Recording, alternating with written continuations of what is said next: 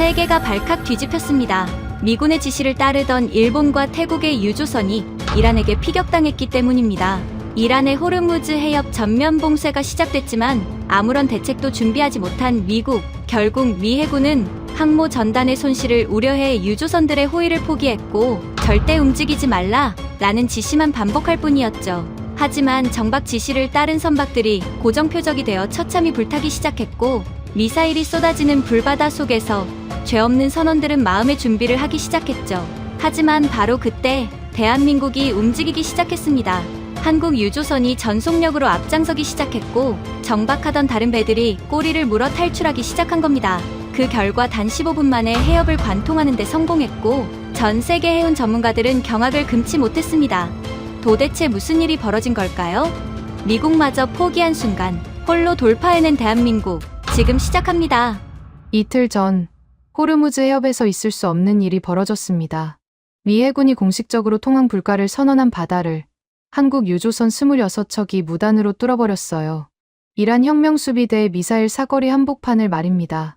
미 국방부는 경악했고 로이즈 보험 시장은 마비됐으며 전 세계 해운 운임은 하룻밤 사이에 폭락했습니다. 도대체 어떻게 이런 일이 가능했을까요? 25년 동안 분쟁 해역의 민간 선박 통제 매뉴얼을 써온 사람이 접니다. 데이비드 갤러거, 미 국방부 해군작전 참모부 해양안보 수석 분석관입니다. 제가 직접 쓴 매뉴얼이 전 세계 상선의 생사를 결정하는 바이블이었죠.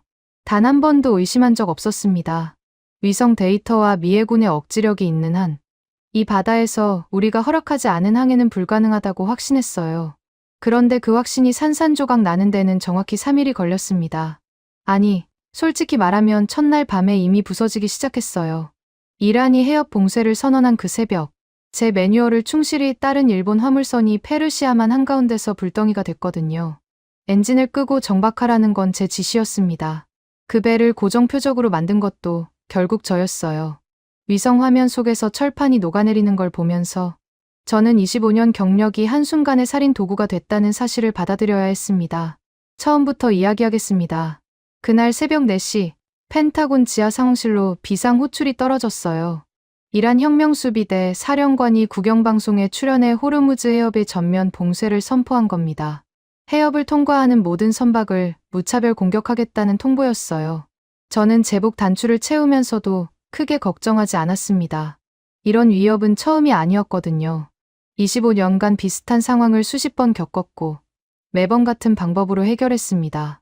상황실에 도착하자마자 저는 전 세계 상선에 적대 행위 시 즉각 정선 밑대기 매뉴얼을 하달했어요. 엔진을 끄고 현 위치에 정박하라. 미 해군의 호위 편대가 도착할 때까지 일체의 자체 판단으로 움직이지 마라. 단순하고 명확한 지시였습니다. 이 매뉴얼은 제가 직접 설계한 것이었고 이라크전부터 소말리아 해적 사태까지 단 한 번도 실패한 적 없는 완벽한 절차였어요. 문제는 이란이 예전의 이란이 아니었다는 겁니다.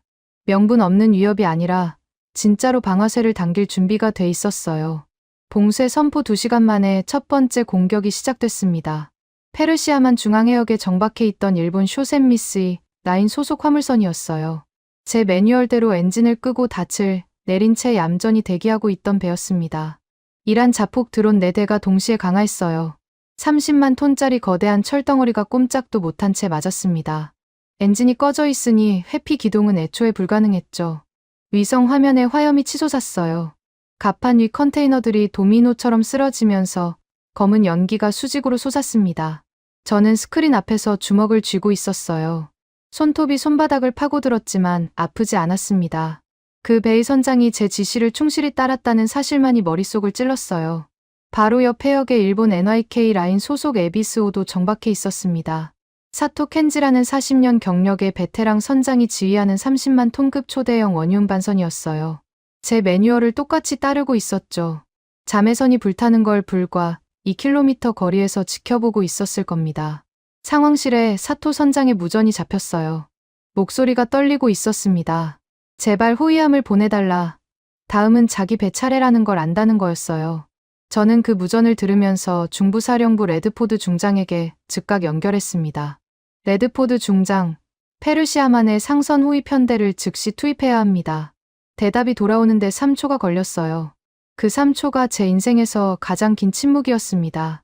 갤러거, 항모 전단을 해협 안쪽에 넣을 순 없어. 이란이 대한 미사일을 배치했다는 정보가 들어왔거든. 항모 한 척 손실은 미 해군 역사상 최악의 사태야. 상선 호위는 불가능하다. 제가 잘못 들은 줄 알았습니다. 세계 바다의 경찰을 자처해온 미 해군이 자국 항공모함이 다칠까봐 민간 선박의 호위를 거부한다는 겁니까? 저는 다시 한번 요청했어요. 레드포드 중장의 목소리는 더 차가워졌습니다. 자국 전력 보존이 최우선이라는 거였어요. 수화기를 내려놓는 순간 등골이 서늘해졌습니다. 이건 단순한 작전 판단이 아니었어요. 미 해군이 호르무즈 해협의 통제권을 사실상 이란에 넘겨준 거였습니다. 그 직후 런던에서 또 한 방이 날아왔어요. 로이즈 산하합동전쟁위원회 수석 위험평가관 마틴 핸드릭스가 긴급 고시를 내린 겁니다. 호르무즈 해협 반경 200해리 내 모든 선박의 전쟁 보험 효력을 즉각 정지한다는 통보였어요. 보험이 없으면 화물 인수도 안 되고 항구 입항도 안 됩니다. 사실상 금융의 숨통을 끊어버린 거죠. 핸드릭스의 팩스 한 장이 페르시아만에 갇힌 수백 척의 배를 무덤 속으로 밀어 넣었습니다. 군사적으로도 막혔고 금융적으로도 막혔어요. 빠져나갈 구멍이 없었습니다. 상황실 스크린에 찍힌 페르시아만의 위성 영상은 처참했습니다. 수백 개의 점들이 미동도 없이 바다 위에 흩뿌려져 있었어요. 각국 상선들이 엔진을 끄고 조타실 불마저 꺼버린 겁니다. 움직이면 이란에 맞고 가만히 있으면 보험이 없고 미 해군은 오지 않는다. 누군가 그걸 바다 주차장이라고 불렀습니다. 주차장이 아니었어요. 관짝이었습니다. 제가 만든 관짝이요. 저는 스크린 앞에 서서 떨리는 손으로 상응판에 호르무즈 해협 구간에 빨간 딱지를 붙였습니다. 통항 불가. 25년 분석관 인생에서 이 딱지를 직접 붙여본 적은 한 번도 없었어요. 제가 설계한 시스템은 항상 해결책이 있었으니까요. 그런데 그날은 없었습니다. 현대 군사력으로 호르무즈를 뚫는 건 불가능하다. 저는 그 결론을 공식 보고서에 타이핑하면서 손가락이 납처럼 무거웠어요. 25년간 쌓아온 모든 권위와 확신을 제 손으로 부정하는 문장이었거든요. 보고서를 전송하고 의자에 등을 기댔을 때 상황실은 장례식장처럼 조용했습니다. 분석관들도 할 수 있는 일이 없었어요. 위성화면 속 수백 개의 점들은 여전히 꿈쩍도 하지 않았습니다. 일본의 사토 선장도, 그리스 선박도, 노르웨이 유조선도 전부 조타실 불을 끄고 어둠 속에 웅크리고 있었어요. 미 해군의 보호를 믿고 엔진을 끈 사람들이었습니다. 그 믿음을 준 건 저였고 그 믿음을 배신한 것도 결국 우리 쪽이었어요. 자리에서 일어나 커피를 타러 가는데 뒤에서 분석관 하나가 조용히 불렀습니다. 갤러거 수석, 이건 보셔야 할 것 같습니다. 위성 영상 남동쪽 구석인데 배들이 움직이고 있어요. 멈춰야 할 배가 움직인다는 건 오작동이거나 미친 짓이거나 둘 중 하나였습니다. 저는 돌아서서 스크린을 봤어요.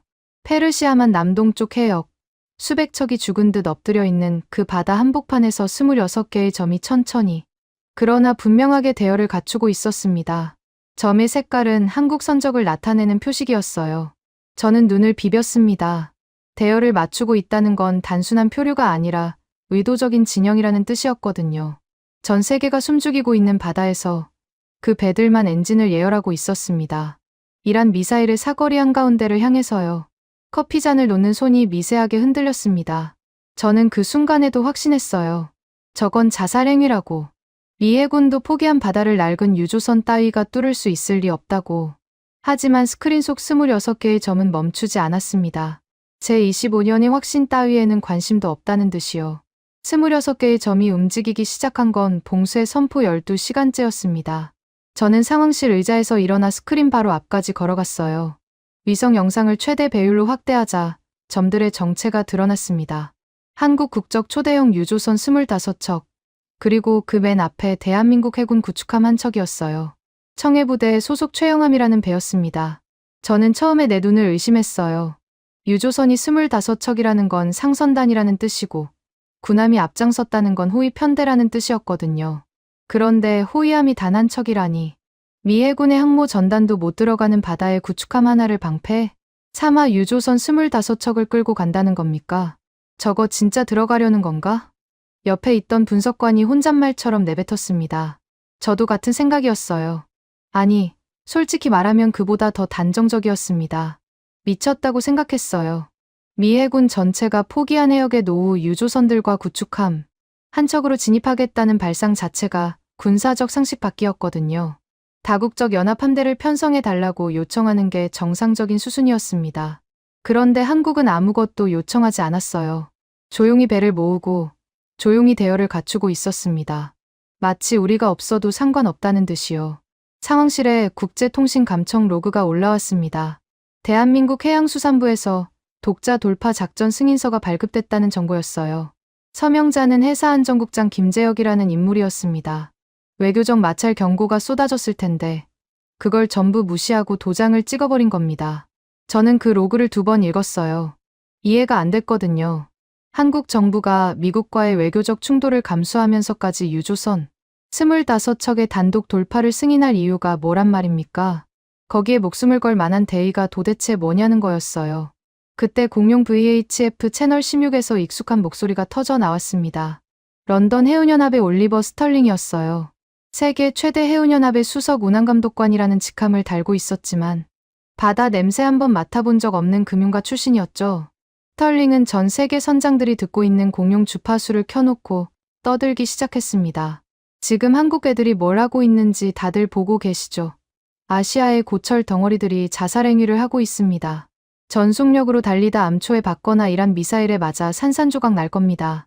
여러분, 절대 따라하지 마십시오. 채널 16은 국제조난 주파수입니다. 생사가 오가는 긴급통신용이에요. 그 채널을 열어놓고 한 나라의 선단을 공개적으로 조롱하는 건 제가 25년간 본 적 없는 행위였습니다.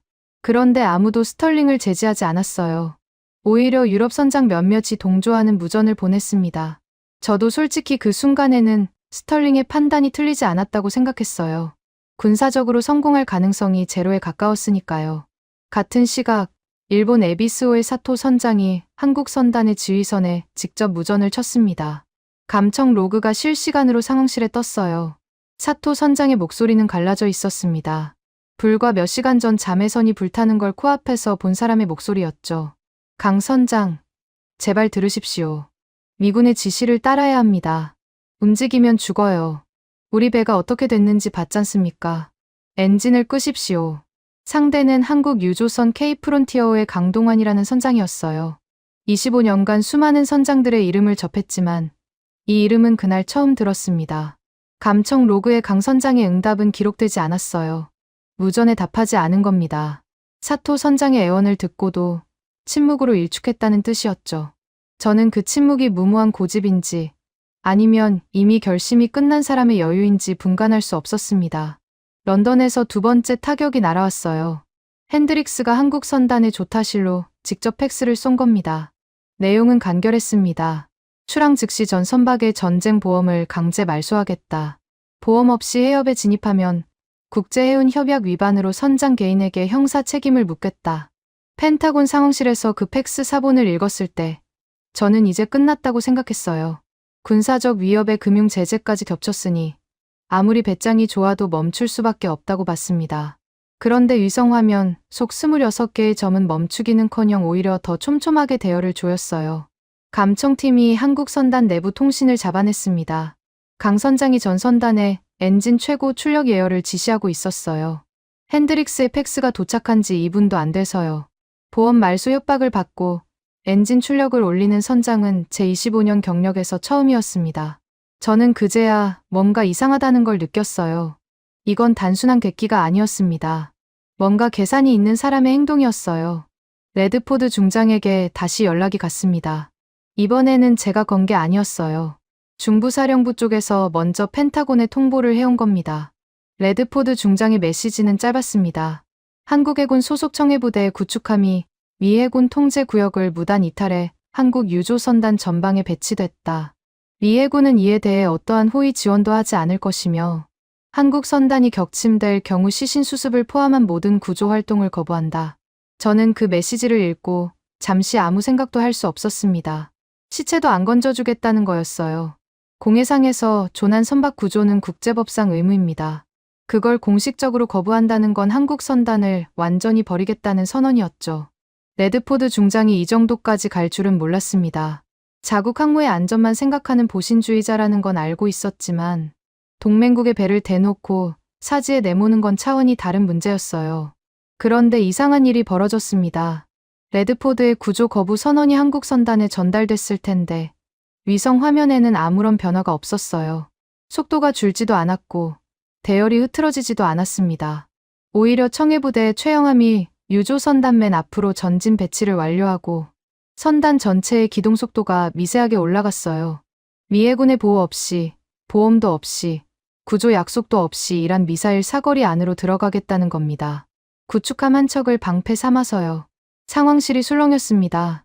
분석관들이 저를 쳐다봤어요. 제가 뭔가 지시를 내려야 하는 상황이었죠. 하지만 저는 아무 말도 할 수 없었습니다. 제 매뉴얼은 이미 실패했고, 미 해군은 도망쳤고, 보험 시장은 문을 닫았습니다. 제가 가진 모든 도구가 무력해진 바다 위에서 유일하게 움직이는 건 한국 배들 뿐이었어요. 저는 스크린을 바라보면서 주먹을 쥐었습니다. 저 배들이 전멸하면 제 매뉴얼의 정당성이 증명되는 거였고, 만에 하나 뚫어버리면 제 25년이 송두리째 부정되는 거였어요. 어느 쪽이 됐든 저는 질 수밖에 없었습니다. 스크린 속에서 한국 선단의 맨 앞, 청해부대 최영함의 점이 해협 입구 좌표를 찍었어요. 이란 해안포 사거리의 경계선이었습니다. 그 선을 넘는 순간 되돌아올 수 없었어요. 상황실의 모든 눈이 스크린에 박혔습니다. 공기가 굳었어요. 숨소리조차 사라졌습니다. 그리고 최영함의 점이 한치의 망설임도 없이 그 선을 넘었어요. 25개의 유조선이 일사불란하게 뒤따랐습니다. 제 25년의 확신을 비웃기라도 하듯이요. 한국 선단이 사거리 경계선 바로 앞에서 닻을 내렸습니다. 돌진하는 줄 알았는데 멈춘 거예요. 상황실 분석관들이 술렁였습니다. 겁을 먹고 포기한 거냐는 말이 나왔어요. 저도 처음에는 그렇게 봤습니다. 아무리 배짱이 좋아도 이란 해안포 사거리 앞에 서면 현실을 인정할 수밖에 없을 거라고 생각했거든요. 그런데 위성 영상을 확대하자 이상한 게 보였어요. 배들이 그냥 멈춰 있는 게 아니었습니다. 닻을 내린 채로 미세하게 위치를 바꾸고 있었어요. 조류의 흐름에 따라 배를 의도적으로 홀리고 있다는 뜻이었습니다. 무작위가 아니었어요. 계산된 움직임이었죠. 저 배들 뭘 하는 겁니까? 분석관이 물었지만 저도 대답할 수 없었습니다. 조류를 타며 정박 위치를 미세 조정하는 건 교과서에 없는 기동이었거든요. 위성 데이터를 아무리 돌려봐도 의도를 파악할 수 없었어요. 저는 한국 선단의 내부 통신 감청 로그를 요청했습니다. 돌아온 건 단편적인 조각들 뿐이었어요. 한국 측이 주요 통신을 암호화하고 있었거든요. 다만 비암호화 채널로 잡힌 음성이 하나 있었습니다. K-프론티어 갑판에서 발신된 것으로 추정되는 짧은 무전이었어요. 바람 소리가 심하게 섞여 있었고 배경에 모래 입자가 마이크를 때리는 소리가 들렸습니다. 누군가가 갑판 위에 서 있다는 뜻이었죠. 저는 나중에 알게 됐습니다. 그게 강동환 선장이었다는 거요. K-프론티어에는 최신 전자에도 시스템이 장착돼 있었어요. 에어컨 나오는 조타실에서 모니터만 보면 해류와 풍향 데이터가 실시간으로 뜨는 장비였습니다. 그런데 강 선장은 그 조타실을 박차고 나와 모래바람이 부는 갑판 위로 올라간 거예요. 위성 보고에 따르면 당시 해협 일대에는 사막풍 샤말이 간헐적으로 불고 있었습니다. 모래를 품은 뜨거운 바람이 갑판을 때리는 상황에서 맨몸으로 서 있었다는 겁니다. 손에 들린 건 낡은 쌍안경 하나와 너덜너덜한 수첩뿐이었어요. 수십억짜리 전자 장비를 놔두고 쌍안경으로 바다를 보겠다는 거였습니다. 스털링이 또 입을 열었어요. 어디서 정보를 얻었는지 한국 선장이 갑판에서 쌍안경을 들고 서 있다는 걸 알고 있었습니다. 아마 자기 쪽 드론으로 한국 선단을 훔쳐보고 있었겠죠. 스털링은 런던 사무실에서 VHF 채널을 열고 킬킬거렸어요. 여러분, 한국의 대단한 전략을 공유합니다. 석기시대 원숭이가 쌍안경 들고 갑판에 서 있답니다. 21세기의 말이죠. 위성도 안 보고 레이더도 안 보고 눈알로 일한 미사일을 피하겠다는 건가 봅니다. 채널에서 웃음소리가 터졌어요. 유럽 선장 서너 명이 동조하는 소리가 섞였습니다. 저도 솔직히 그 순간에는 코웃음이 나왔어요. 미 해군의 C4ISR 위성 정보 시스템. 수백억 달러짜리 정찰 네트워크도 호르무즈의 해답을 못 찾았는데 낡은 쌍안경이 뭘 찾겠습니까? 강 선장의 행동은 비합리적이었고 군사적으로 무의미해 보였습니다. 그런데 시간이 지나면서 이상한 패턴이 잡히기 시작했어요. 강 선장이 갑판에 서서 뭔가를 관찰하고 있었는데 위성 분석팀이 같은 시간대에 일한 해안 경비정 움직임을 대조해봤습니다. 경비정들의 교대 시점과 강 선장의 수첩 기록 타이밍이 정확히 일치하고 있었어요.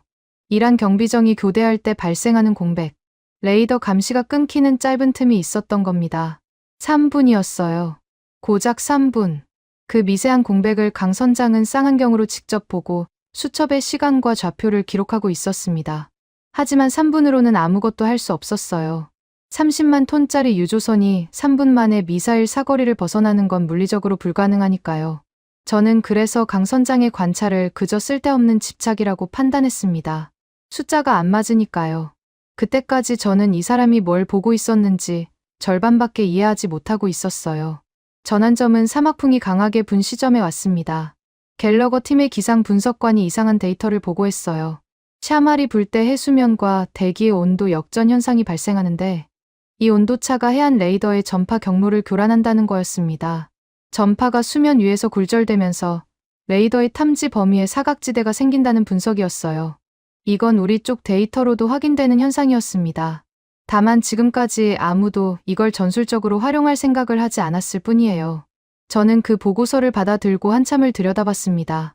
설마 하는 생각이 머리 한쪽을 스쳤어요. 그리고 감청팀이 결정적인 통신을 잡아냈습니다. K-프론티어에서 청해부대 최영함으로 전송된 데이터 패킷이었어요. 암호화가 풀리지는 않았지만 패킷의 구조를 분석한 결과 수기로 작성된 관측 기록을 디지털로 변환한 것이었습니다. 강 선장의 수첩 데이터가 청해부대 전술 컴퓨터로 넘어간 거예요. 낡은 쌍안경으로 관찰한 경비정 교대 시간, 조류의 흐름, 바람의 방향과 온도, 그날 것의 데이터를 최영함의 최영석 대령이라는 함장이 받아서 뭔가를 돌리고 있었습니다. 저는 소름이 돋았어요. 처음으로 그 두 사람의 조합이 뭘 하고 있는지 윤곽이 잡혔거든요. 강 선장이 감각으로 잡아낸 날 것의 패턴을 최 대령이 이지스급 전술 컴퓨터의 시뮬레이션으로 교차 검증하고 있었습니다. 아날로그와 디지털의 결합이었어요. 그제야 강 선장이 왜 조타실에 최신 장비를 놔두고 갑판에 올라갔는지 이해가 됐습니다. 전자해도에는 바람의 냄새가 안 찍히거든요. 모래 입자의 밀도도 안 뜨고 해수면 온도의 미세한 역전도 숫자로만 나오지 피부로 느낄 수가 없습니다. 강 선장은 기계가 놓치는 걸 몸으로 잡아내고 있었던 거예요. 펜타곤 상황실에서 저는 급히 같은 좌표의 데이터를 끌어모았습니다. 위성 영상, 기상 데이터, 해류 시뮬레이션, 이란에 한 레이더 배치도. 미 해군이 보유한 모든 정보를 한꺼번에 돌렸어요. 30분이 걸렸습니다. 그리고 결과가 나왔을 때 저는 의자에서 벌떡 일어났어요. 썰물과 사막풍이 완벽하게 겹치는 시간대가 있었습니다. 새벽 3시 15분. 그 시점에 조류의 방향이 바뀌면서 해수면 온도가 급격히 역전되고 동시에 샤말의 모래 입자가 대기 중 전파 굴절을 극대화시킵니다. 이란 해안 레이더의 탐지 범위가 물리적으로 수축하는 순간이었어요. 경비정 교대 시간까지 겹치면 레이더 사각지대가 만들어지는 창이 정확히 15분이었습니다. 15분. 숫자가 맞았어요. 유조선이 전속력으로 밀어붙이면 사거리를 관통할 수 있는 시간이었습니다. 손이 떨렸습니다. 수백억 달러짜리 미 해군 정찰 위성 네트워크와 슈퍼컴퓨터가 30분 걸려서 찾아낸 걸 30년. 짬밥의 뱃사람이 낡은 쌍안경과 너덜너덜한 수첩으로 먼저 찾아낸 거였어요. 아니, 먼저 정도가 아니었습니다. 강 선장은 이미 그 데이터를 청해부대에 넘겨 시뮬레이션 검증까지 끝낸 상태였어요. 우리가 결과를 확인했을 때 한국은 이미 실행 준비를 마치고 있었던 겁니다. 저는 스크린 앞에 서서 한참 동안 아무 말도 하지 못했습니다. 파도의 냄새와 바람의 결로 지옥을 관통할 바늘구멍을 찾아낸 거였어요. 위성이 아니라 코로, 슈퍼컴퓨터가 아니라 쌍안경으로요. 25년간 데이터와 기술력의 우위를 맹신해온 제 세계관이 뿌리째 흔들리는 순간이었습니다. 상황실 분석관 한 명이 조심스럽게 물었어요. 수석, 한국이 뚫을 수 있다는 겁니까? 저는 대답하지 않았습니다. 대답할 수 없었어요. 뚫을 수 있다고 인정하면 제 매뉴얼이 처음부터 틀렸다는 걸 인정하는 거였으니까요. 하지만 숫자는 거짓말을 하지 않았습니다. 새벽 3시 15분. 15분의 창. 한국은 그 바늘구멍을 찾았고 저는 그걸 뒤늦게 확인만 한 꼴이었어요. 새벽 2시. 상황실의 정적을 깨뜨린 건 공용 VHF 채널 16이었습니다. 한국 선단 지휘선 K프론티어호에서 발신된 무전이었어요. 지금까지 침묵만 지키던 강동원 선장이 처음으로 입을 열었습니다. 채널 16은 전 세계 선장들이 듣고 있는 주파수예요. 그걸 알면서 마이크를 잡은 거였죠. 강 선장의 목소리는 낮고 단단했습니다. 떨림이 없었어요. 호르무즈 해역에 계신 모든 선장들에게 고합니다. 일본 배를 죽인 건 이란의 미사일이 아닙니다. 미군의 멍청한 정지 매뉴얼입니다. 엔진을 끄고 가만히 있으라는 지시가 30만 톤짜리 배를 고정 표적으로 만든 겁니다. 움직이지 않는 배는 관짝이에요. 리 해군은 그 관짝 뚜껑을 직접 닫아놓고 도망쳤습니다. 상황실이 얼어붙었습니다. 분석관 20여 명의 시선이 일제히 저를 향했어요. 제가 쓴 매뉴얼을 전 세계가 듣는 주파수에서 정면으로 부정한 거였으니까요. 주먹이 떨렸습니다. 분노였어요. 배 한 척 몰아본 적 없는 놈이 25년간 수천 척의 안전을 책임진 매뉴얼을 멍청하다고? 그것도 공개 채널에서. 당장 반박 무전을 치고 싶었습니다. 그런데 손이 송신 버튼 위에서 멈췄어요. 머릿속에 일본 화물선의 위성 영상이 떠올랐거든요. 엔진을 끄고 정박해 있던 배. 제 지시를 가장 모범적으로 따른 배. 이란 드론의 완벽한 관역이 되어 녹아내린 배. 강 선장의 말이 틀렸습니까? 움직이지 않는 배가 표적이 됐다는 건 사실이었어요. 제 매뉴얼이 그 배를 멈추게 했다는 것도 사실이었습니다. 저는 송신 버튼에서 손을 뗐어요. 뭐라고 반박할 수가 없었습니다. 채널 16이 잠시 조용해졌다가 이번에는 런던의 스털링이 끼어들었습니다. 한국 선장의 발언에 흥분한 목소리였어요. 여러분, 방금 들으셨죠? 한국인이 미 해군 매뉴얼을 공개적으로 모욕하고 있습니다. 저 사람은 규정 위반에 선동까지 하고 있어요. 자, 내기합시다. 저 한국 배들이 전속력으로 달리다 이란 미사일에 맞는데 얼마나 걸릴까요? 저는 45분 이내에 걸겠습니다. 유럽 쪽 선장 2~3명이 웃으면서 동조했어요. 누군가는 30분이라고 했고 누군가는 해협에 들어가기도 전에 이란 경비정에 납포된다에 걸었습니다. 사람이 죽을 수도 있는 상황을 놓고 내기를 하는 거였어요. 역겹기는 했지만 솔직히 저도 그 판단 자체에는 동의하고 있었습니다. 군사적으로 한국 선단의 생존 확률은 극히 낮았으니까요. 그 시각 감청팀이 한국 내부 통신을 하나 더 잡아냈습니다. 서울해양수산부와 K프론티어 사이의 암호화 통신이었는데 복호화에 성공한 건 핵심 문장 하나뿐이었어요. 해사안전국장 김재혁 발신이었습니다. 선발 유조선 1척의 단독 선행 기동을 승인한다. 전권은 현장 지휘관에게 위임한다. 책임은 본인이 진다. 저는 그 문장을 2번 읽었어요. 선발 유조선이라는 단어가 걸렸습니다. 25척 전체가 아니라 한 척을 먼저 보낸다는 뜻이었거든요. 척후선이었습니다. 지뢰밭에 먼저 발을 딛는 역할이요. 그 한 척이 뚫리면 나머지가 따라가고 격침되면 돌파 계획 자체를 폐기하겠다는 거였어요. 런던에서 3번째 타격이 왔습니다. 핸드릭스가 한국 선단에 추가 팩스를 쏜 거예요. 이번 내용은 더 노골적이었습니다. 기름 한 방울이라도 유출되면 한국 해운업 전체를 국제 해운 시장에서 퇴출시키겠다. 환경오염 책임, 보험 사기, 국제항행 규정 위반을 전부 묶어서 형사소추하겠다. 한마디로 한국의 바다 장사를 영구적으로 끝장내겠다는 협박이었어요. 이건 빈말이 아니었습니다. 핸드릭스의 펜대 하나의 해운사의 존폐가 갈리는 건 이 업계에서는 상식이었거든요. 그런데 감청 로그에 잡힌 한국 측 반응은 제 예상과 완전히 달랐어요. 강 선장이 전 선단에 내린 지시는 단 한 줄이었습니다. 선발 유조선 지목. 선단 내 가장 무겁고 조향이 가장 둔한 배를 첫 돌파용으로 선정한다. 저는 그 로그를 보고 의자 등받이에 몸을 기댔습니다. 이해가 안 됐어요. 첫 돌파에 날렵한 배를 쓰는 게 상식이었거든요. 속도가 빠르고 방향 전환이 쉬운 배가 생존 확률이 높으니까요. 그런데 강 선장은 정반대를 택했습니다. 가장 무겁고 가장 느리고 원유를 가득 실어 폭발 위험이 가장 높은 노후 유조선을 시험양으로 내보내겠다는 거였어요. 분석관이 고개를 갸우뚱했습니다. 저도 마찬가지였어요. 하지만 30초쯤 생각하니 소름이 돋는 논리가 보였습니다. 가장 조건이 나쁜 배가 뚫으면 나머지 24척은 무조건 뚫린다는 뜻이었어요. 반대로 그 배가 격침되면 가장 좋은 배를 보내도 안 된다는 증거가 되는 거였죠. 한 척의 희생으로 24척의 운명을 한 번에 판별하겠다는 계산이었습니다. 냉혹하지만 군사적으로는 완벽한 논리였어요. 저는 그 순간 처음으로 강동원이라는 사람이 단순한 뱃사람이 아니라는 걸 인정했습니다. 레드포드 중장의 반응은 달랐어요. 중부사령부에서 펜타곤으로 통보가 왔습니다. 한국 선발 유조선이 기동을 개시하면 고해상도 정찰 드론을 밀착시키겠다는 거였어요. 목적은 호위가 아니었습니다. 레드포드는 한국 배가 폭발하는 순간을 고화질로 촬영해서 교보제로 쓰겠다고 했어요. 독자 행동의 위험성을 증명하는 교육 자료로 만들겠다는 겁니다. 속이 뒤틀렸습니다. 사람이 죽을 수도 있는 상황을 교육용 영상으로 찍겠다는 발상이 군인의 것인지 의심스러웠어요. 하지만 레드포드의 명령을 막을 권한은 제게 없었습니다. 드론이 출격했어요. 새벽 3시, 상황실에 시계가 찍혔습니다. 선발 유조선이 닻을 올리기 시작했어요.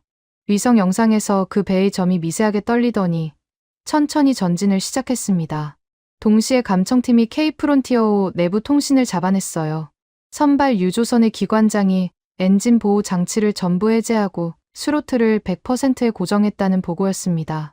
엔진 보호 장치는 과열과 과부하를 막는 안전장치예요. 그걸 끄는 건 기관실이 불이 나든 엔진이 녹아내리든 상관하지 않겠다는 뜻이었습니다. 최고 속도를 한 노트라도 더 짜내기 위해 배의 안전장치를 몽땅 걷어찬 거예요. 상식적으로 납득이 안 되는 선택이었습니다.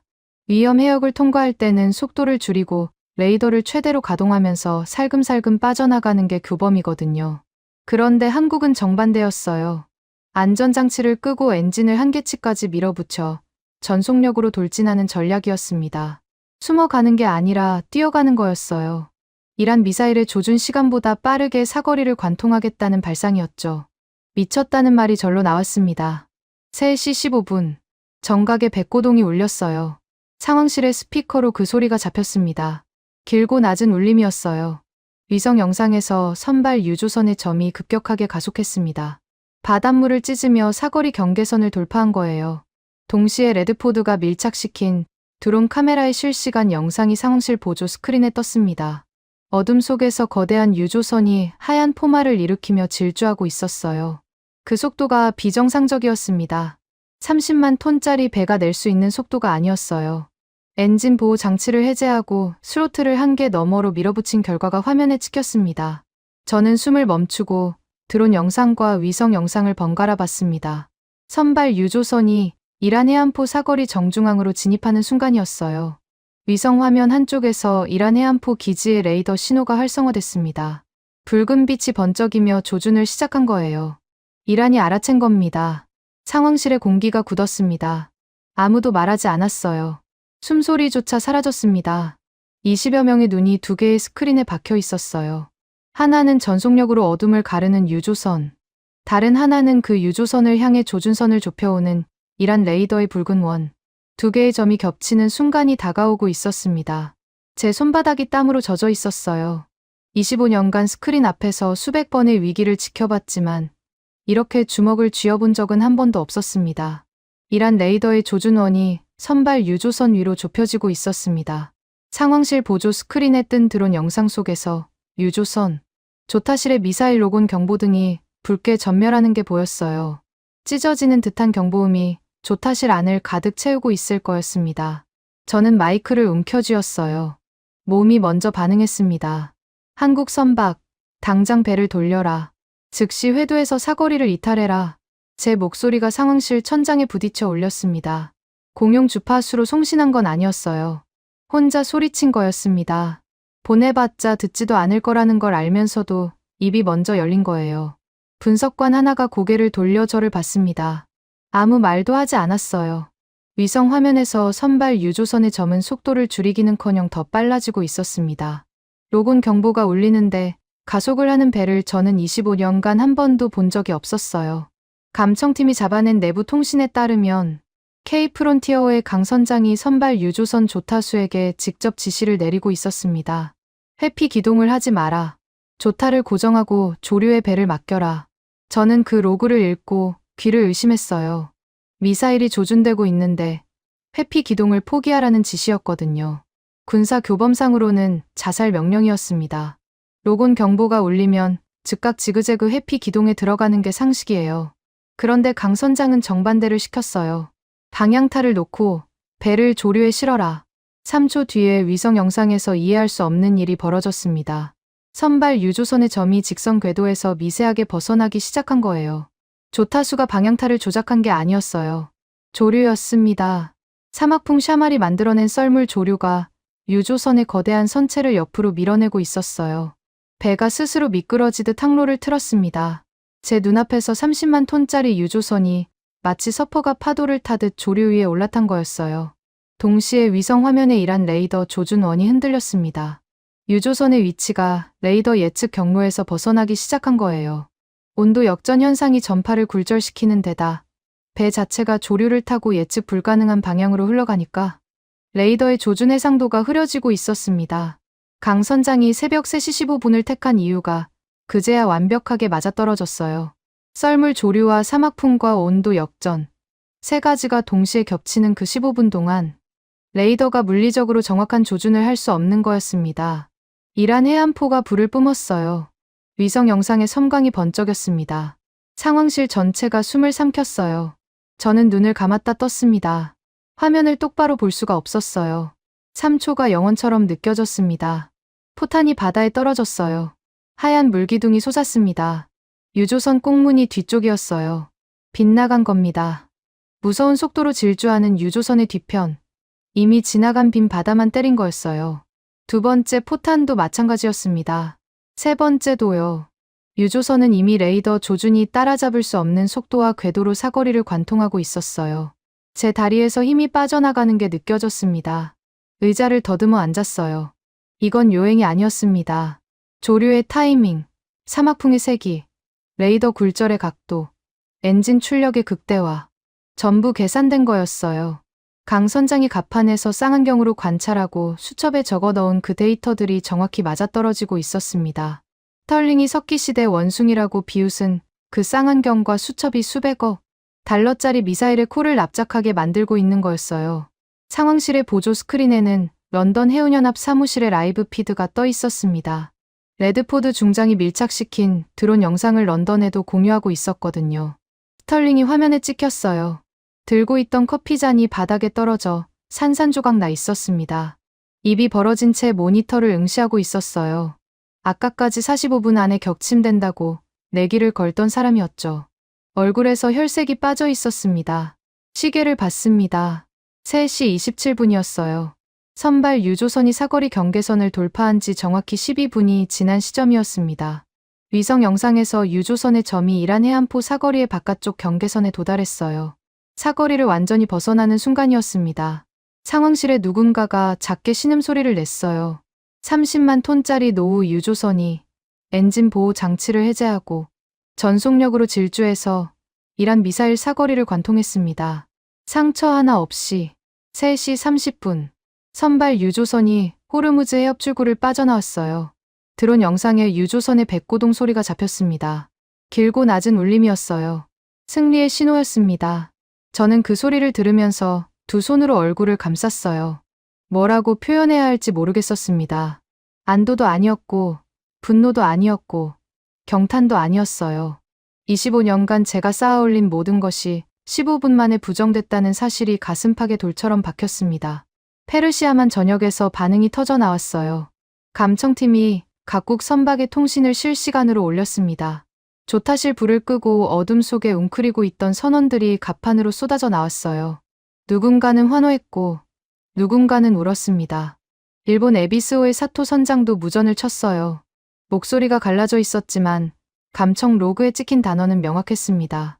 한국이 뚫었다. 뚫었어. 40년 바다 인생에서 제 손이 규정에 반하는 쪽으로 움직인 건 그때가 처음이었습니다. 사토 선장의 그 무전이 저를 흔든 건지 아니면 눈앞에서 본 돌파의 충격 때문이었는지 모르겠어요.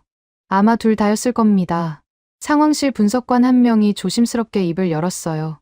수석, 통항 불가 표기를 어떻게 하시겠습니까? 저는 상황판을 바라봤습니다.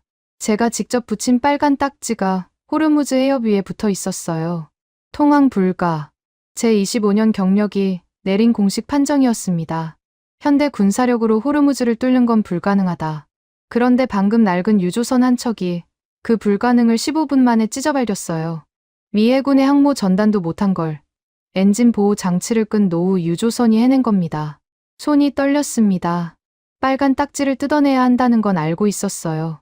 하지만 그 딱지를 뜯는 순간 제가 작성한 모든 보고서, 모든 매뉴얼, 모든 판단의 권위가 증발하는 거였습니다. 상황실이 조용했어요. 분석관들이 저를 보고 있었습니다. 기다리고 있었어요. 저는 천천히 상황판 앞으로 걸어갔습니다. 빨간 딱지의 모서리를 잡았어요.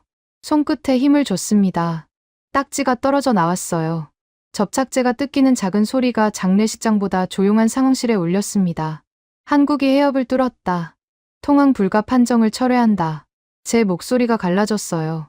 공식 보고 채널에 타이핑하는 손가락이 납같았습니다. 25년 만에 처음으로 제 판단이 틀렸다고 인정하는 문장이었어요. 전송 버튼을 누르는데 3초가 걸렸습니다. 평생에서 가장 긴 3초였어요. 하지만 안도할 틈은 없었습니다. 보고서를 전송하고 30초도 안 돼서 위성 영상에 새로운 움직임이 포착됐거든요. 이란 혁명수비대였어요. 선발 유조선이 무사히 빠져나간 걸 확인한 이란 측이 즉각 대응에 나선 겁니다. 해안 레이더 주파수를 변칙 패턴으로 전환하기 시작했어요. 아까 강 선장이 찾아낸 레이더 사각지대의 허점을 이란도 깨닫고 막아버리려는 거였습니다. 그것만이 아니었어요. 위성 열화상의 해안 기지에서 소형 비행체 수십 개가 이륙하는 장면이 찍혔습니다.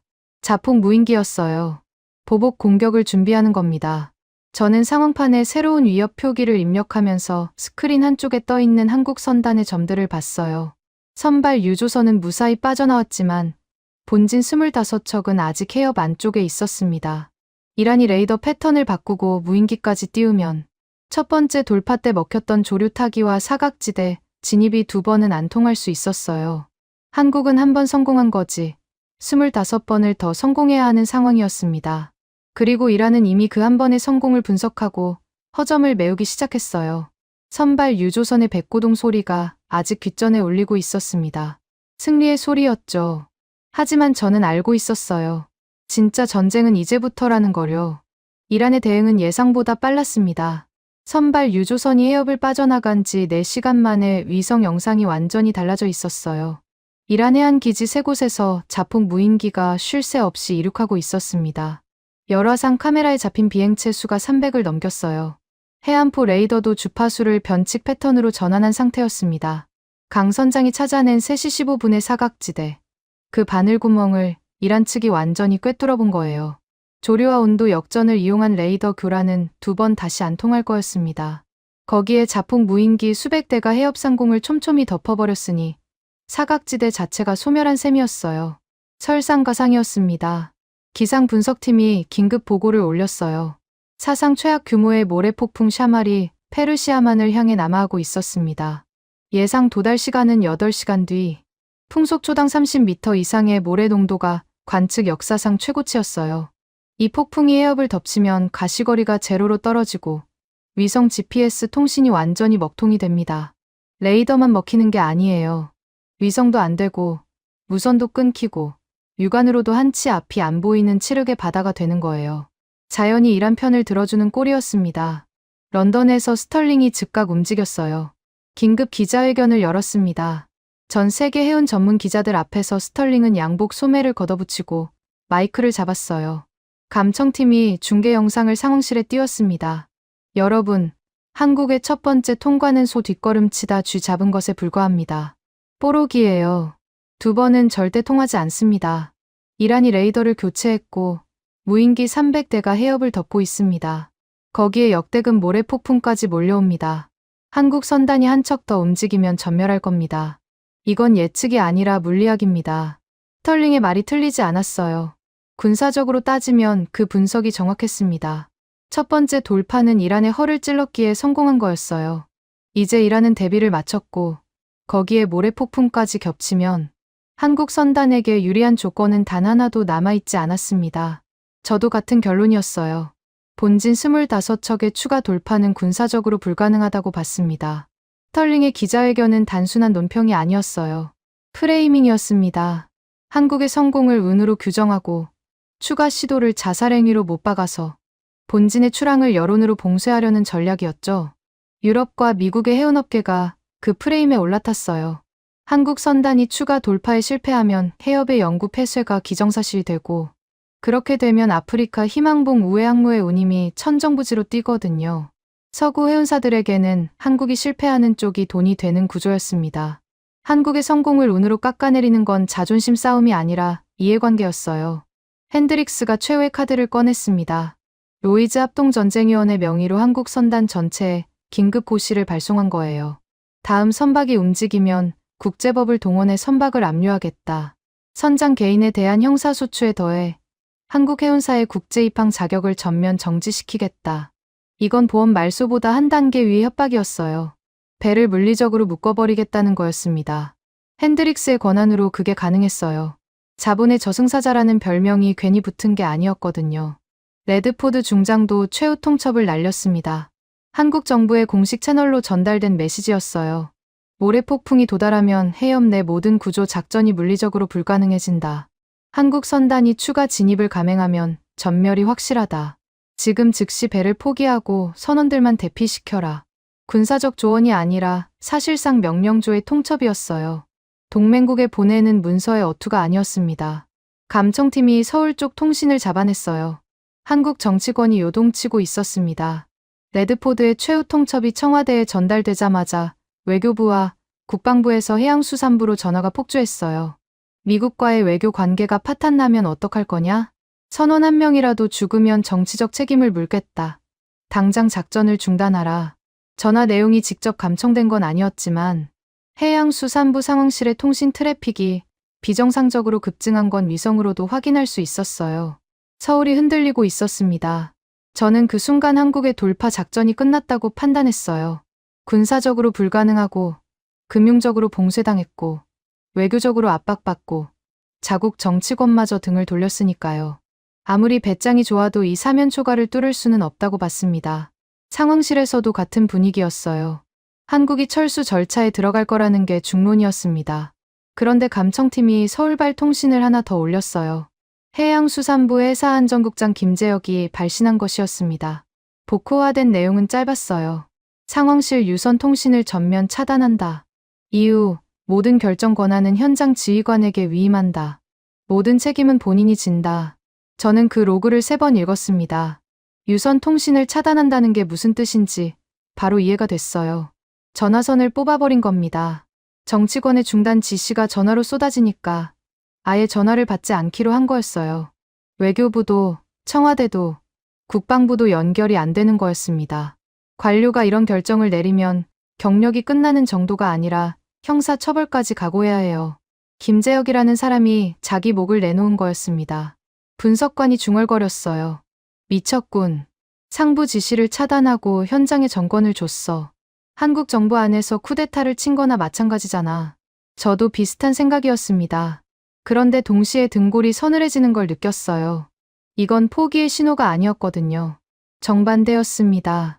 모든 방해를 차단하고 현장에 자유를 줬다는 건 돌파를 계속하겠다는 뜻이었어요. 모래폭풍이 오든 무인기가 300대든 핸드릭스가 압류를 하든 상관없이 들어가겠다는 거였습니다.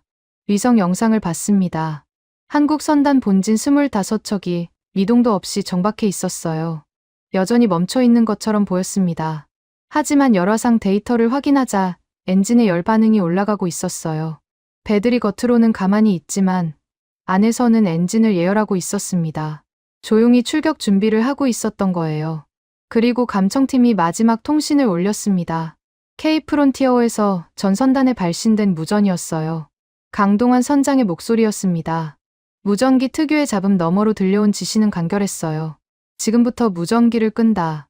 모든 외부 통신을 차단해라. 앞으로는 서로의 백고동 소리만 듣는다. 그게 끝이었어요. 그 직후 한국 선단의 통신 신호가 일제히 사라졌습니다. 감청팀의 화면이 텅 비었어요. 25척의 유조선과 구축함 한 척이 동시에 외부와의 연결을 끊어버린 겁니다. 위성으로 위치는 추적할 수 있었지만 내부에서 무슨 말을 하고 무슨 결정을 내리는지는 더 이상 알 수 없었어요. 상황실이 조용해졌습니다. 기이한 정막이었어요. 지금까지는 감청 로그를 통해 한국의 의도를 어느 정도 읽을 수 있었거든요. 그 창이 닫힌 거였습니다. 캄캄한 바다 위에서 26척의 배가 무전도 끄고 전화선도 뽑고 세상과의 모든 연결을 차단한 채 이란 미사일과 무인기와 모래폭풍이 기다리는 지옥을 향해 가고 있었어요. 혼자서요. 완전히 혼자서. 저는 스크린 앞에서 팔짱을 꼈습니다. 할 수 있는 일이 아무것도 없었어요. 미 해군은 이미 손을 뗐고, 보험은 말소됐고, 한국 정부마저 연결이 끊겼습니다. 남은 건 위성화면 속 26개의 점뿐이었어요. 그 점들이 곧 역대급 모래폭풍 속으로 사라질 거라는 게 기상 분석팀의 예보였습니다. 폭풍이 지나간 뒤에 그 점들이 남아있을지, 바다 밑으로 가라앉았을지는 아무도 장담할 수 없었어요. 기상 위성 영상에 사우디아라비아 북부에서 남하하는 거대한 황토색 벽이 찍혔습니다. 모래폭풍의 선단이었어요. 해협까지 6시간이었습니다. 한국 선단의 점들은 아직 움직이지 않았어요. 엔진만 예열하고 있었습니다. 백고동 소리도, 무전도, 아무것도 들리지 않았어요. 폭풍 전의 고요였습니다. 저는 25년 경력에서 이렇게 무력한 적이 없었어요.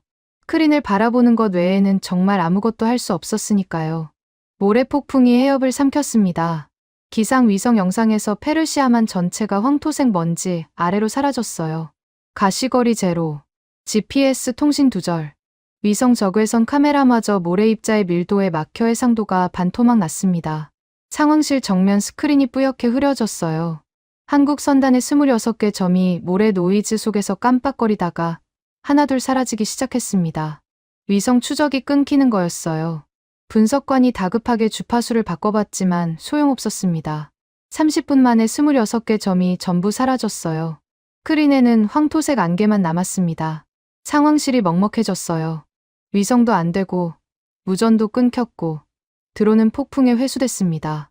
우리가 가진 모든 눈과 귀가 동시에 막힌 거예요. 한국 선단이 지금 어디에 있는지, 움직이고 있는지, 살아있기는 한 건지 알 방법이 없었습니다.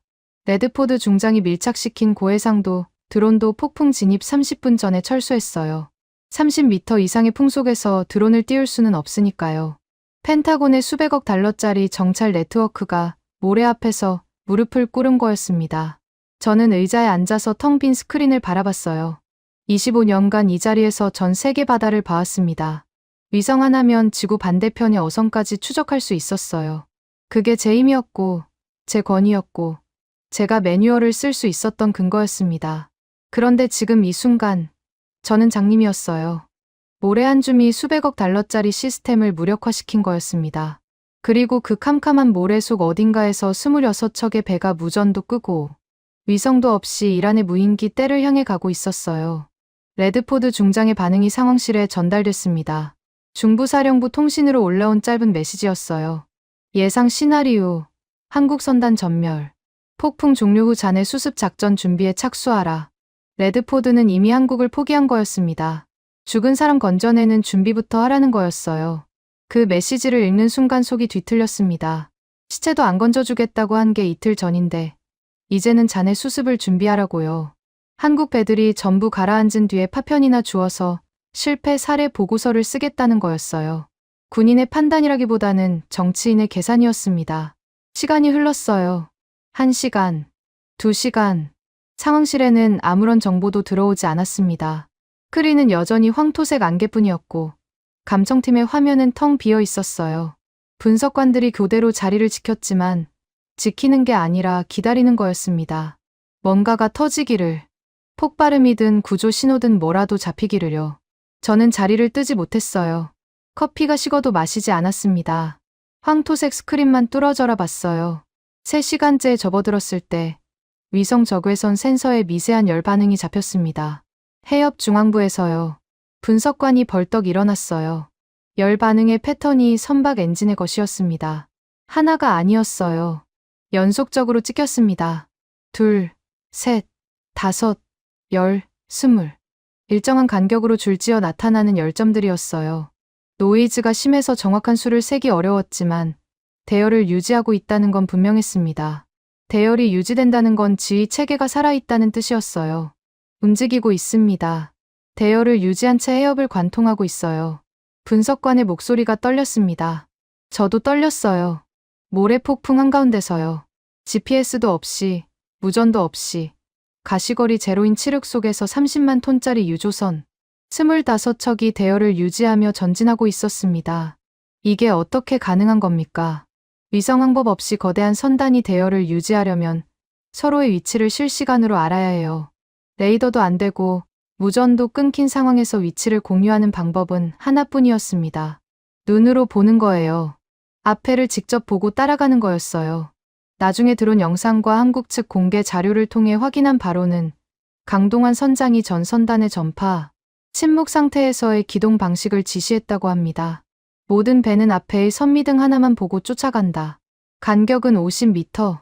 50m라는 건 30만 톤급 유조선의 전장이 330m인 걸 감안하면 배 한 척, 길이의 6분의 1도 안 되는 거리예요.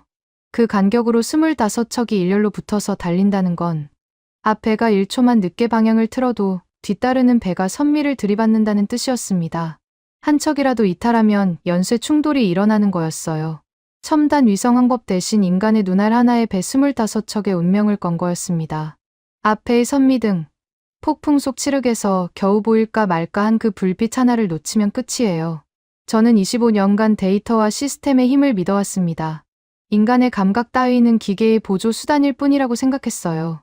그런데 지금 이 순간, 기계가 전부 죽은 바다에서 유일하게 작동하는 건 사람의 눈과 서로에 대한 신뢰뿐이었습니다. 그때 위성 열화상에 새로운 열점들이 나타났어요. 한국 선단의 열점과는 다른 패턴이었습니다. 소형이고 빠르고 상공에서 강화하는 궤적이었어요.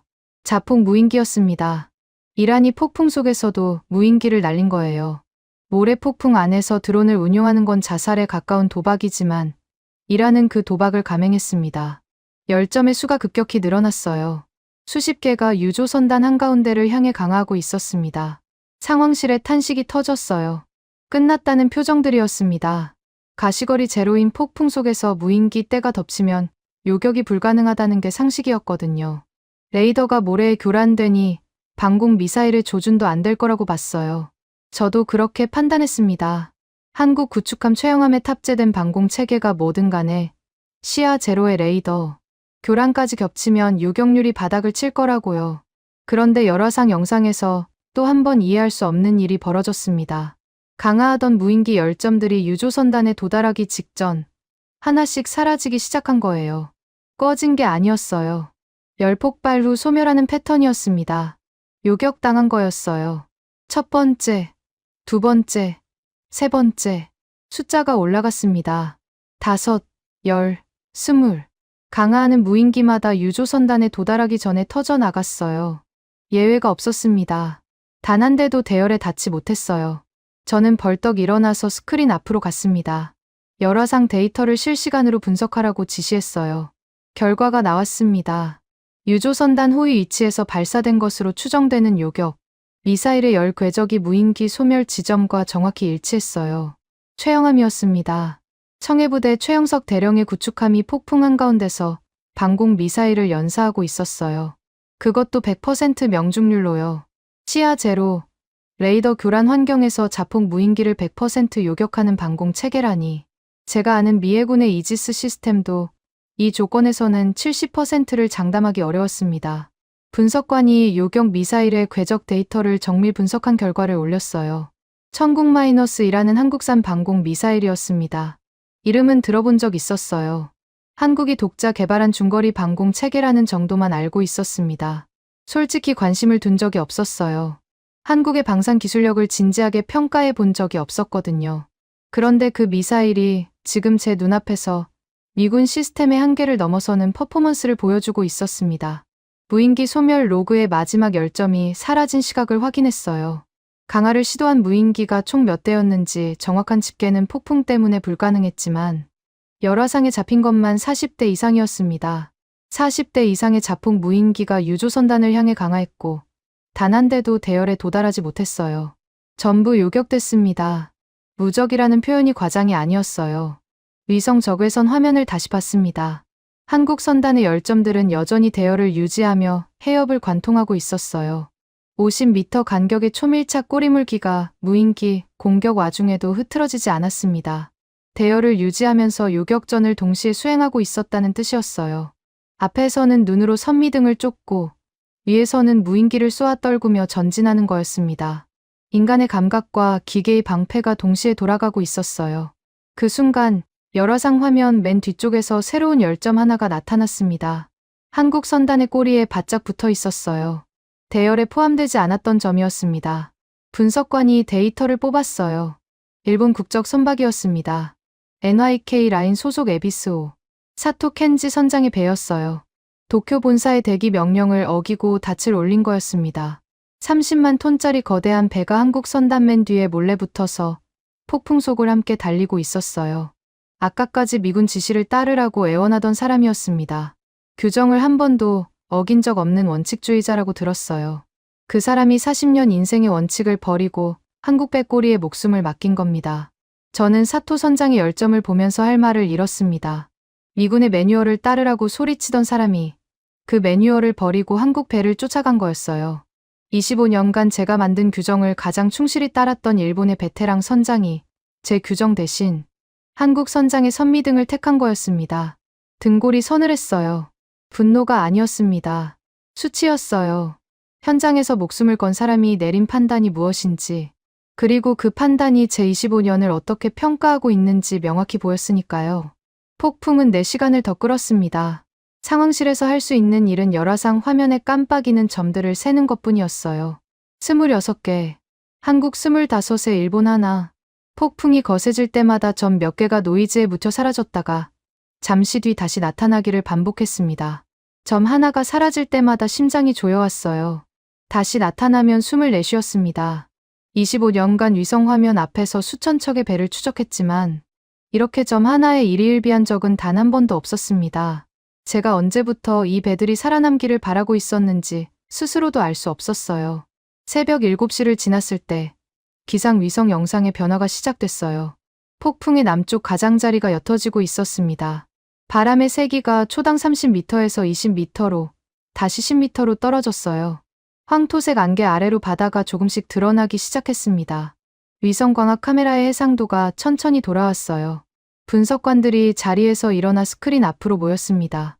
아무도 말하지 않았어요. 숨만 죽이고 화면이 선명해지기를 기다렸습니다. 7시 34분. 구름 사이로 아침 햇살이 비쳤어요. 광학 위성 영상이 갑자기 선명해졌습니다. 해협 출구 해역이 찍혔어요. 저는 스크린을 보고 두 눈을 비볐습니다. 세어봤어요. 하나, 둘, 셋. 10, 20, 25, 26. 26척의 배가 대열을 유지한 채 호르무즈 해협 출구를 빠져나오고 있었습니다. 한 척도 빠짐없이요. 선체의 화염의 흔적도, 충돌의 흔적도, 어떤 손상의 흔적도 없었어요. 상처 하나 없이 전부 살아나온 거였습니다. 상황실에서 누군가 의자를 뒤로 밀며 일어섰어요. 다른 분석관도 일어났습니다. 1명씩, 2명씩, 20여 명이 전부 일어섰어요. 아무도 말하지 않았습니다. 환호도 없었어요. 그냥 서서 스크린을 바라봤습니다. 칠흑 같은 모래폭풍을 뚫고 무인기 떼를 전부 쏘아 떨구고 50m 간격의 꼬리물기로 26척이 한 척의 탈락도 없이 빠져나오는 장면이 펼쳐지고 있었어요. 이건 군사 작전이 아니었습니다. 기적이라고 부르기에도 부족했어요. 기적은 운이 만드는 거지만 이건 운이 아니었거든요. 계산과 감각과 신뢰가 만든 결과였습니다. 중부사령부에서 통신이 왔어요. 레드포드 중장의 상황실에서 발신된 것이었습니다. 메시지가 아니었어요. 영상이었습니다. 레드포드 중장이 제화함대 상황실에서 자리를 박차고 일어나는 장면이 찍혀 있었어요. 한국 선단이 빠져나오는 모니터를 향해 차렷 자세를 취하고 있었습니다. 오른손이 관자놀이로 올라갔어요. 거수경례였습니다. 시체도 안 건져주겠다고 한 사람이 자네 수습 준비나 하라고. 한 사람이 영웅놀이에 심취한 아시아 군대라고 비웃은 사람이 경례를 하고 있었어요. 경직된 어깨와 굳은 표정에서 모멸이 아닌 진심이 읽혔습니다. 25년간 레드포드의 얼굴에서 한 번도 본 적 없는 표정이었어요.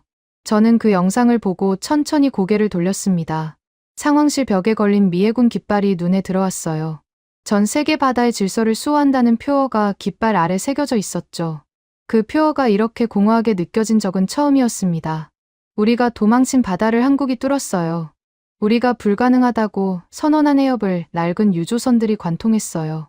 우리가 시체도 안 건져주겠다고 버린 사람들이 상처 하나 없이 돌아왔어요. 25년간 이 상황실에서 세계 바다를 호령했다고 믿어온 제 자부심이 흙바닥에 처박히는 소리가 들렸습니다. 저는 책상 위에 전화기를 들었어요. 펜타곤 직통 라인이었습니다. 해군 작전 참모부장에게 직보하는 채널이요. 수화기를 드는 손이 떨렸습니다. 25년간 이 전화로 보고한 내용은 항상 미 해군의 성과였어요. 우리가 뭘 했고, 우리가 뭘 막았고, 우리가 뭘 통제했는지를 보고했습니다. 그런데 오늘은 달랐어요. 제가 보고해야 할 건 우리의 패배였습니다. 미 해군의 선박 통제 매뉴얼은 현장에서 완전히 실패했습니다. 호르무즈 해협 돌파는 한국 민간 선단과 청해부대가 독자적으로 수행했으며 미 해군은 어떠한 기여도 하지 못했습니다. 한국의 작전 방식이 우리의 모든 교범을 압도했습니다. 수화기 너머에서 3초간 침묵이 흘렀어요. 참모부장이 되물었습니다. 지금 공식적으로 그렇게 보고하는 거냐고요. 저는 대답했습니다. 그렇다고. 제 매뉴얼이 틀렸고 한국이 옳았다고. 전송 버튼을 누르고 수화기를 내려놓았을 때 25년 경력의 무게가 어깨에서 빠져나가는 게 느껴졌어요. 가벼워진 게 아니었습니다. 텅 빈 거였어요. 감청팀이 전 세계 해운 통신을 실시간으로 올리기 시작했습니다. 한국 선단이 해협을 뚫었다는 소식이 바다 위에 퍼지고 있었어요. 이틀 동안 조타실 불을 끄고 웅크리고 있던 각국 선장들이 갑판으로 쏟아져 나왔습니다. 그리스, 노르웨이, 싱가포르, 인도, 페르시아만 전역에서 환호무전이 터져 나왔어요. 하지만 가장 많이 잡힌 이름은 강동원이었습니다. 강 선장을 만나야 한다. 강 선장에게 연결해달라. 강 선장의 항진 데이터를 공유해달라. 이틀 전까지 석기시대의 원숭이라고 비웃던 사람들, 자살행위라고 조롱하던 사람들, 내기를 걸던 사람들이 전부 강 선장을 찾고 있었어요. 스털링의 런던 사무실 영상이 보조 스크린에 잡혔습니다. 스털링은 의자에 주저앉아 있었어요. 명품 셔츠에 소매가 구겨져 있었고 넥타이가 풀려 있었습니다.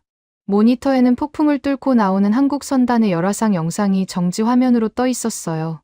100% 요격률, 이탈 제로의 초밀착 기동.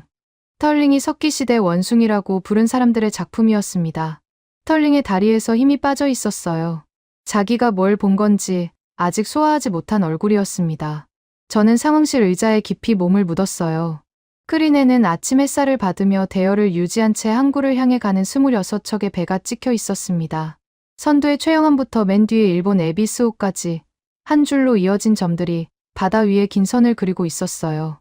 그 선이 지도 위에서 어떻게 보이는지 알고 있었습니다. 이란 미사일 사거리를 정면으로 관통하는 직선이었어요. 미 해군이 빨간 딱지를 붙이고 포기한 구간을 한국의 유조선들이 직선으로 그어버린 거였습니다. 이틀 뒤 런던에서 국제해사기구 긴급 총회가 소집됐습니다. 호르무즈 사태의 교훈과 국제해상 안전 프로토콜 개편을 의제로요. 전 세계 해운업계의 거물들이 모이는 자리였어요. 저도 미 국방부 대표 자격으로 참석 통보를 받았습니다. 펜타곤은 제게 분명한 지시를 내렸어요. 미 해군의 체면을 지켜라. 매뉴얼 실패를 최소화하고 한국의 성공을 미군의 간접 지원 결과로 프레이밍해라. 저는 그 지시서를 읽고 한참을 멍하니 앉아 있었습니다. 위성 화면 속에서 불타던 일본 배가 떠올랐어요. 제 매뉴얼 때문에 죽은 배. 그 배를 살릴 수 있었던 건 미군의 간접 지원이 아니라 한국 선장의 낡은 쌍안경이었습니다. 펜타곤의 체면을 위해 그 사실을 묻으라는 거였어요. 저는 지시서를 서랍에 넣고 런던행 비행기에 올랐습니다. 무엇을 말할지는 아직 정하지 못한 채로요. 지금까지 여러분의 영원한 말동무, 감동을 더하다 였습니다. 세계를 놀라게 한 대한민국. 다음 영상에서도 계속됩니다. 좋은 하루 되세요.